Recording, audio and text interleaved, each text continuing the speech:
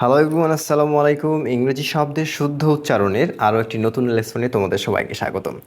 আজকে আমরা আরও একটি নতুন সাউন্ড শিখতে যাচ্ছি এবং সেই সাউন্ডটি ব্যবহার করে অনেকগুলো শব্দের শুদ্ধ উচ্চারণ জানতে চেষ্টা করব।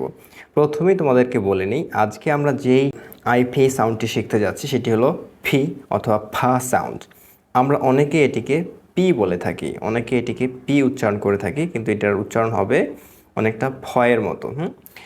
ফি ফি এটি আমরা অবশ্যই লক্ষ্য রাখব।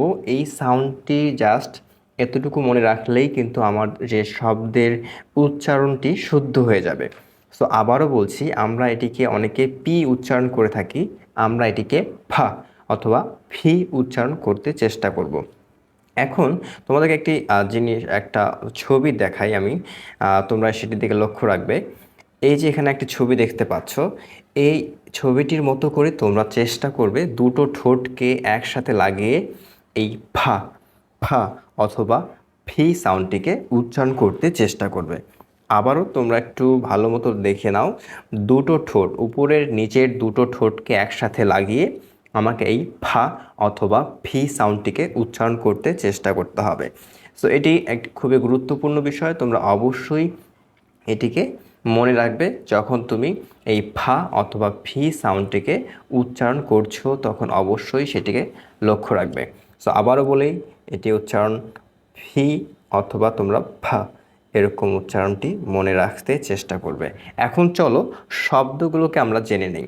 তাহলে এটির উচ্চারণ কি হবে? ফার্স্ট যে শব্দটি রয়েছে উচ্চারণটি হবে ফেইন্ট, ফেই, place, plane, play, pronunciation, power,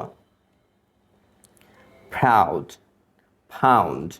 নিশ্চয়ই তোমরা লক্ষ্য করেছো, আমরা এই যেটাকে আমরা পি বলতাম সেটির উচ্চারণটা হবে ফা অথবা ফি উচ্চারণ হবে। এটি অবশ্যই আমাদেরকে খেয়াল রাখতে হবে, ঠিক আছে? সো আমরা এটিকে বারে বলে বলে চর্চা করতে চেষ্টা করব, তাহলে আমরা খুব সহজেই এই শব্দগুলোকে উচ্চারণ করতে পারবো। এখন দেখো, আরও কিছু শব্দ আমরা এখানে দেখতে পাচ্ছি যেগুলোর উচ্চারণগুলো আমরা একটু জেনে নিব।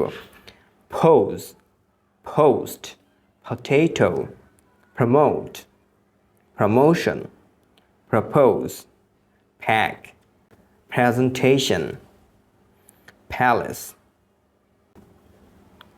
Palace, pants. তোমরা এটিকে, আমি আবারও বলছি, এই ফি সাউন্ডটিকে অবশ্যই ফি অথবা ফা উচ্চারণ করতে চেষ্টা করবে, তাহলে তোমাদের উচ্চারণগুলো শুদ্ধ হয়ে যাবে। আমরা যেন কখনোই এটিকে পি উচ্চারণ না করি। আর একটু আগে যেটি তোমাদেরকে বললাম, তোমরা অবশ্যই এই উচ্চারণ স্থলটিকে খেয়াল রাখবে। দুটো ঠোঁট উপরের এবং নিচের ঠোঁট দুটোকে একসাথে লাগিয়ে এই ফা অথবা ফি সাউন্ডটিকে উচ্চারণ করতে চেষ্টা করবে।